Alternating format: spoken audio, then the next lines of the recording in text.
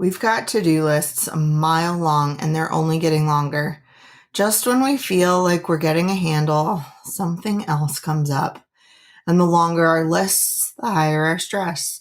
How could we possibly build and live lives of meaning when we are lost like a kid in a ball pit under the pile of our obligations and commitments? This is Sucker Punched.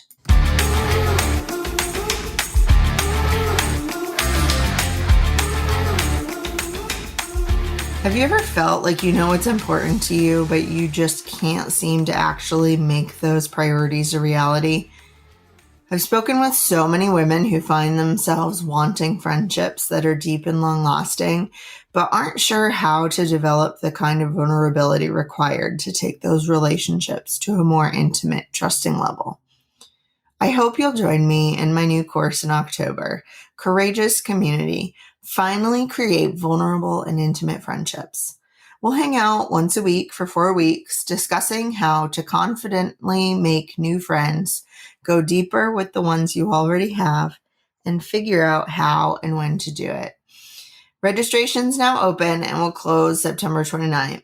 The registration's only open for a short time, and I'm not sure when I'll be teaching this course live again, so don't miss your chance. Sign up now for $149 or 2 payments of $80, and you'll get to be part of 4 virtual meetups, recordings of each session, access to me via office hours, worksheets to help you process and plan, and lots of new friends.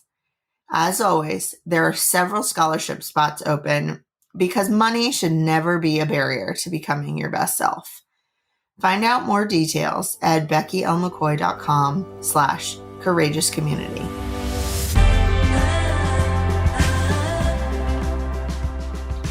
How do you get anything done if everything has to get done? I mean, I love a good list. I'm great at organizing my thoughts. I'm even getting really good at delegating. But where do you start when your to-do list is longer than Santa's? Someone once told me you can only reasonably expect yourself to accomplish 3 things each day. Insert a joke here about eating breakfast, lunch, and dinner. 3 meals, 3 checks, back to bed I go. When I've tried to stick to that, it's helped me to minimize the overwhelm. Not that just eating 3 meals and going to bed, but the accomplishing 3 things a day. When I'm less overwhelmed, it's easier for me to get started. This isn't to say I only do 3 things each day.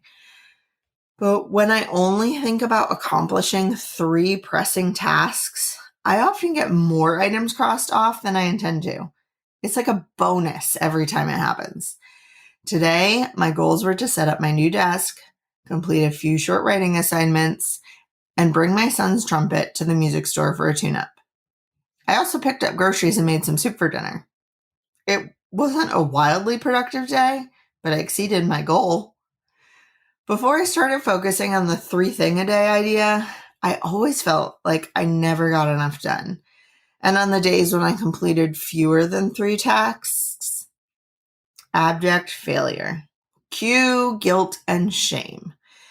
The days when I was super productive, I only raised my expectations for myself. That was the new goal for each day, a goal I'd probably never reach again. I truly used to think that doing my best meant matching my all-time highest effort, as if best was a level of achievement that can only increase and anything less is unremarkable. I wish I remembered the moment when I realized that my best is connected to the present moment. I know how it felt, though. It was as if a hard shell holding me in melted away. And I didn't fall over. I didn't need that pressure or rigidity. I suddenly could just live. I could set my goals based on my energy, capacity, and needs of the moment. Some days, that means 1 thing accomplished. Others, it's a dozen, and neither day is better. What I mean to say is that I'm not a better person when I get 12 things done, and I'm not a failure when I don't. I'm just a girl sitting in front of a list, whispering to herself, only 3 things. You can do this. Choosing which 3 things is an entirely different monster because my goals change each day. Sometimes my tasks are motivated by the priority for the day. If I'm traveling somewhere, my 3 things will help me get out the door. If I have a deadline at work and the kids have a concert at school, I'll be focused on those things. If I feel like my cup is empty, I'll add schedule something fun to today's list or move one of my tasks to tomorrow so I can do something to care for myself today. It's also much easier said than done, and it's taken years and years to find my way.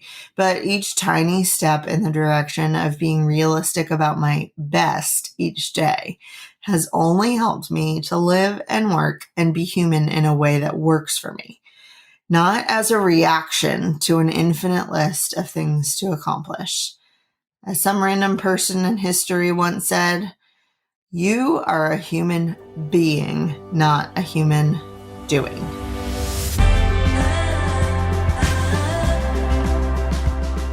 Two books that have helped me to do better with finding and sticking to my priorities. Essentialism by Greg McKeown and The Next Right Thing by Emily P. Freeman. You'll find links to these along with a full transcript of this episode at beckylmccoy.com/podcast/70.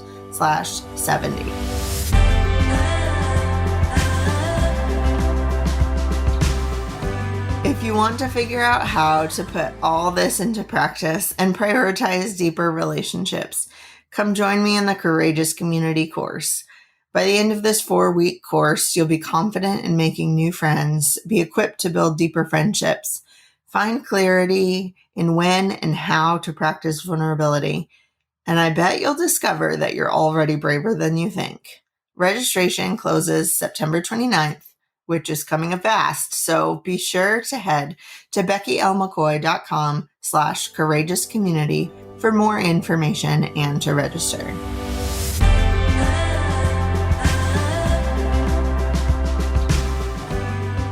If you enjoyed this episode, be sure to follow Sucker Punched in whichever podcast app you use.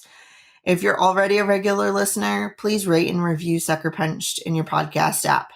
Share this episode with a friend and let me know what you think.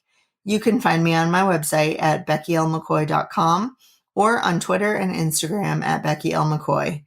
Get my 4 mantras for when I'm overwhelmed at beckylmccoy.com/4mantras. That's the number 4 and then the word mantras. And as a bonus, you'll get sneak peeks into future projects, as well as early access to future events and retreats. If you found this episode encouraging or helpful, share it with a friend, and remember, you've already got everything you need to figure out and stick to your priorities and essentials. You're doing great.